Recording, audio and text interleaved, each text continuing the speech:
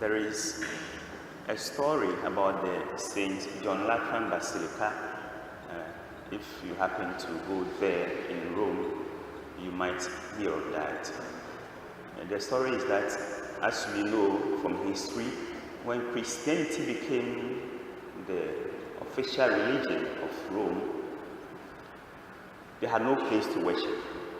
And before this time, all the churches were underground. They were these catacombs. So every church was beneath the earth. So this, so to say, is the first church that was built, on the earth, up there for you to see. Before this day, before this time, churches were under the earth. But the first church built out up the earth, if I can say that way, for able to see as we see today, is this church called St. John Lateran. So it's very important. Very important. The first church that came up on the surface of the earth. This is the church we are celebrating today. The year was 324 when the emperor gave the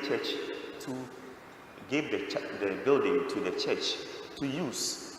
And it's interesting where it is placed. If you go to Rome, the old city, the walls of Rome, it is put at the edge, the outskirts of the walls. When we were having a tour, when we went there, we were told that they did that because they were not sure if Christianity would survive. So instead of building the church maybe in the city, they're not sure, they didn't want to become a disgrace to them. So they built it at the outskirts, just before the walls, thinking that if it doesn't survive in future, at least they will not be ashamed. It will be a laughing stock to the church. So in the place of the building tells us what the people at that time felt. They thought Christianity would be a failed religion. And here we are, 2,000 years and over, still a surviving religion. That is the things we can hear, some of the things we know about this church. And then before you enter this church, there's the inscription.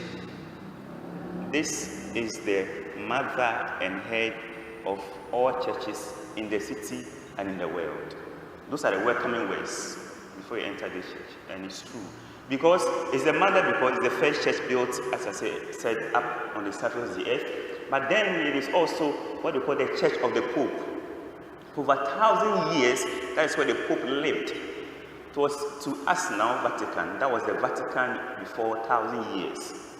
That was the place. The Pope lived there, and the place was his chapel, his cathedral, they call it. Today, it is still the cathedral of the Pope, who is the Bishop of Rome. The beauty about all that we are saying is that the church is supposed to bring life into us. Listen to the first reading. The water flows from beneath the sanctuary and then goes out into the city. There are stagnant waters there. When that water touches the stagnant waters, they become fresh. And the fishes that are in there are dying. Because of the water, they start living. And many fishes are coming out of that. And this is it. Look at it. You are looking at it today, a church. You see, every church is built like Noah's Ark. You see that? Look at it. Noah's Ark. It was built to preserve the faithful of God. And this is our today's Noah's Ark. We come here, we are shielded from the world of temptations and difficulties. And after the Mass, we are saying, go out. And like Noah and his family who came out, they are supposed to go out there and Edenize the world. Make the world a new garden of Eden. I'll end with what we know in Revelation chapter 21, when John had a vision of the New Jerusalem. He said that when he saw the New Jerusalem, heaven, everything was there. But one thing that struck him was that there was no temple. There was no temple in that city. Why? Why? Because the whole city has become a temple. That is it. We Christians, Catholics, we are supposed to make the whole world become what? A temple. Because we ourselves are the temples of God, it's our duty to make the whole world now become a temple with God. We pray.